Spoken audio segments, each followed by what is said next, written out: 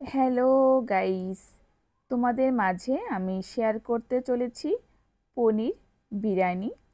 এটা সম্পূর্ণই পেঁয়াজ রসুন ছাড়া, খেতে কিন্তু অসাধারণ হয়। একবার মুখে দিলে মনে হয় যে পুরো পাতিল ধরেই খেয়ে ফেলি, এতটাই মজা। তো বন্ধুরা, যে যেখান থেকে আমার এই ভিডিও দেখছো, আশা করছি অনেক অনেক ভালো আছো। আর ভিডিওতে শুরুতেই তোমাদের বলতে চাই, যারা এখন পর্যন্ত লাইক দাওনি, একটা লাইক দিয়ে ভিডিওটা কন্টিনিউ করো। আজকে ভিন্ন স্বাদের স্পেশাল রেসিপি শেয়ার করব। এই রেসিপিটা একদম মুখরোচক, আর বন্ধুরা স্বাদেও কিন্তু ভিন্ন। আমি এর আগে অনেক বিরিয়ানি রেসিপি শেয়ার করেছি, তোমরা চাইলে আমার ইউটিউব চ্যানেল ভিজিট করে দেখতে পারো। সেখানে আনকমন ভ্যারাইটিস রকমের বিরিয়ানি দেওয়া আছে। আর আজকে তার থেকেও বেশি সুস্বাদু এই পনির বিরিয়ানি রেসিপিটা শেয়ার করতে চলেছি। আশা করছি এই রেসিপিটা তোমাদের অনেক অনেক ভালো লাগবে। আর অবশ্যই ভিডিওটা দেখার পরে অবশ্যই একদিন হলেও ট্রাই করবে। পেঁয়াজ রসুন ছাড়া যে পনির বিরিয়ানি এত মজা হয় তাহলে বুঝতে পারবে। বন্ধুরা, এখানে আমি নিয়েছি পনির, টমেটো, আলু, গাজর, ফুলকপি আর আদা কুচি করে নিয়েছি। পনিরের মধ্যে এই কয়েকটা সবজি দিলে কিন্তু পনিরের বিরিয়ানির স্বাদটা কিন্তু অনেক গুণে বেড়ে যায়। আর বন্ধুরা, কেউ টেনে টেনে ভিডিওটা দেখো না, তাহলে অনেক কিছুই মিস করে যাবে। তো বন্ধুরা, এখন শীতের সময় আমাদের সবারই মন চায় যে ভ্যারাইটিস রকমের টেস্টি কিছু খেতে। একঘেয়েমি খাবার খেতে কারোরই ভালো লাগে না। এই জন্যই তোমাদের মাঝে আমি নিয়ে এসেছি এই পনির বিরিয়ানির রেসিপিটা। আশা করছি এই ভিডিওটা তোমাদের অনেক অনেক ভালো লাগবে। এখানে আমি একটা বাটি নিয়েছি বন্ধুরা, আর এখানে আমি নিব বাসমতি চাল। আর এই বাসমতি চাল দিয়ে, আর তোমরা চাইলে এখানেও কিন্তু পোলাও চালও মিক্সার করতে পারো। আমি অফলাইনে পরে পোলাও চাল অ্যাড করব অল্প কিছুটা। তো বন্ধুরা, এই যে বাসমতি চাল, এটা খুব ভালো করে কিন্তু ধুয়ে নিয়ে কিছুক্ষণ কিন্তু ভিজিয়ে রাখতে হবে। আসলে যখন আমরা চাল ভালো করে ভিজিয়ে 1-8 ঘন্টা রেখে দেই, তখন কিন্তু চালের যে ভাতটা আমরা রান্না করি, এই ভাতগুলো কিন্তু একদম ঝরঝরে সুন্দর হয়। আর কতটা সিদ্ধ করতে হবে সবটাই কিন্তু দেখতে পাবে। তো বন্ধুরা, চালটা কিন্তু আমি 2বার ধুয়ে নিয়েছি, রেস্টে রেখেছিলাম। বন্ধুরা, আমি এখানে একটা ফ্রাই প্যান খুব সুন্দর করে গরম করে নিয়েছি। এতে আমি 2.5 চামচের মতো ঘি দিয়ে দিব। আর এই রান্নাটা কিন্তু আমি ঘি দিয়েই করব, কোনো তেল ব্যবহার করব না বন্ধুরা। আর তোমরা তো বিভিন্ন রকমের তেল ছাড়া খেয়েছো, কিন্তু ঘি দিয়ে এই পনির বিরিয়ানি কিন্তু দুর্দান্ত হয়। এই জন্য আমি ঘি দিয়ে কিন্তু সম্পূর্ণ রান্নাটা কমপ্লিট করব। এখানে আমি আদা কুচি দিয়েছি, আর রান্না করতে করতে তো তোমাদের সমস্ত টিপসগুলো বলে দিব। আর এখানে আমি জিরা, গোটা জিরাই কিন্তু দিতে হবে বন্ধুরা। গোটা জিরা যখন হালকা একটু ব্রাউন কালার হয়ে আসবে, তখন দিয়ে দিব এলাচ। এলাচটা দেওয়ার পরে পরে কিন্তু দারচিনিটা দিয়ে দিব। আর এখানে কিন্তু ভালো করে কিন্তু একটু ভাজতে হবে। আর এখানে আমি একটা তেজপাতা 2টা টুকরো করে দিয়েছি, আর 2টা শুকনো লঙ্কা দিয়েছি। এবার আমরা ভালো করে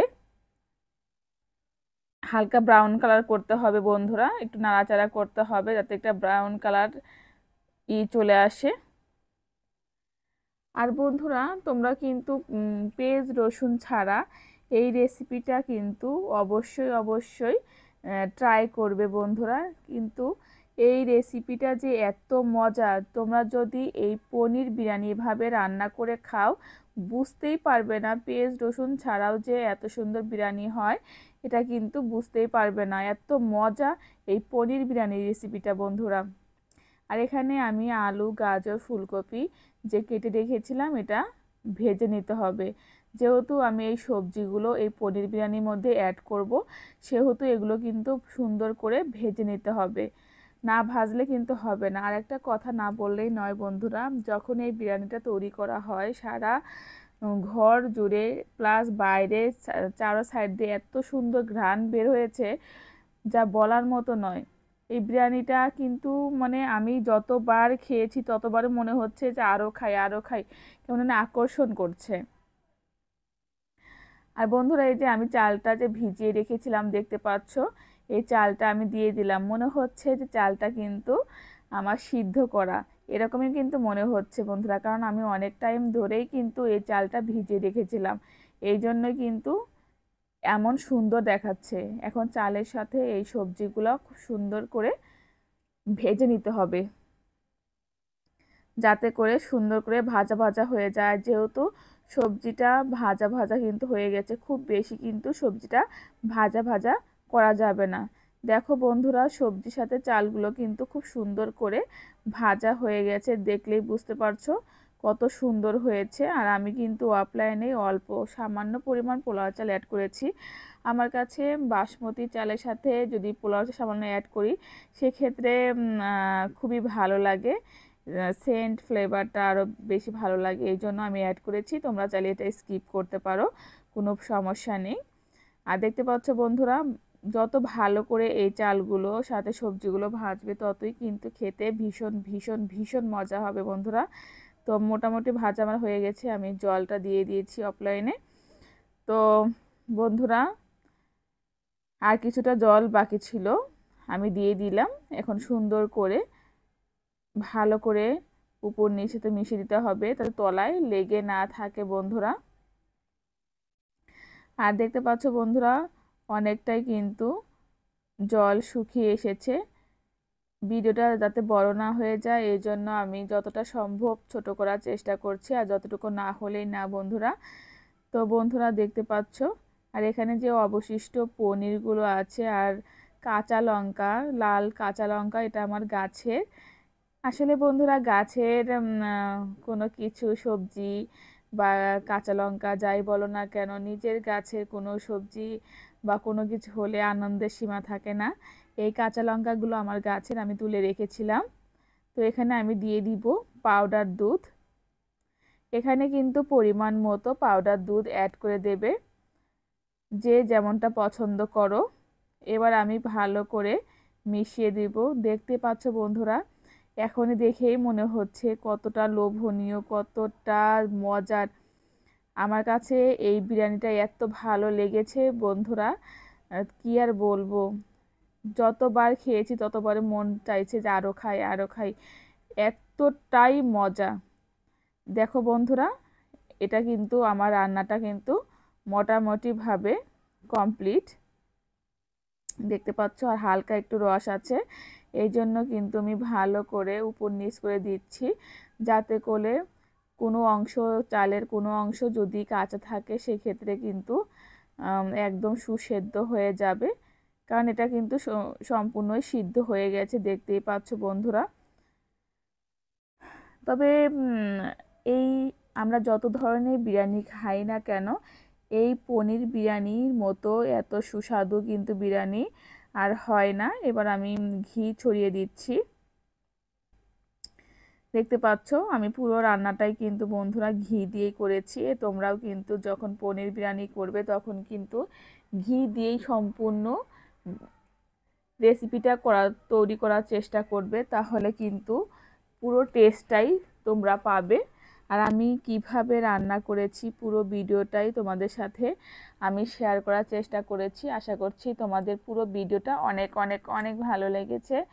তো বন্ধুরা, তো দেখতেই পাচ্ছ যে পেঁয়াজ রসুন ছাড়া আমি কিন্তু খুব ইজিলি এই রেসিপিটা তৈরি করে ফেললাম।